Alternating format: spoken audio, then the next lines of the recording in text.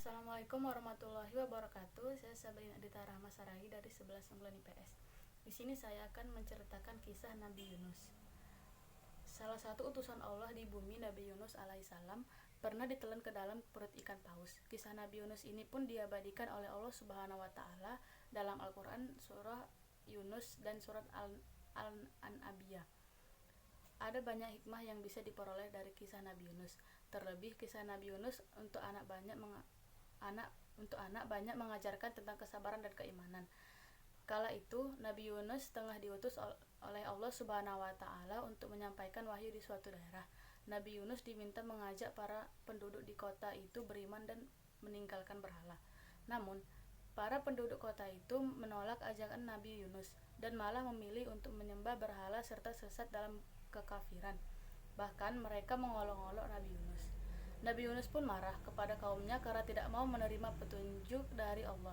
Maka Allah Subhanahu wa taala menurunkan wahyu kepada Nabi Yunus untuk menyampaikan bahwa Allah akan memberikan azab kepada mereka. Setelah menyampaikan wahyu itu, Nabi Yunus bergegas pergi dari daerah tersebut. Mengetahui kepergian Nabi Yunus, kaumnya pun meyakini bahwa Nabi Yunus merupakan utusan Allah. Mereka pun bertaubat dan menyesali perbuatan. Melihat hal itu, Allah menghilangkan azab dari mereka dan memberikan kesenangan. Hal itu Allah firmankan dalam Quran surah Yunus ayat 98. Namun Nabi Yunus tetap meninggalkan kampung tersebut karena marah terhadap kaumnya. Padahal Allah Subhanahu wa taala belum mengizinkannya untuk pergi.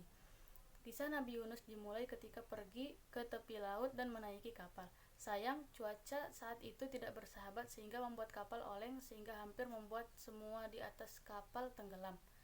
Maka atas keputusan bersama, semua barang yang berat dibuang ke laut untuk meringankan kapal.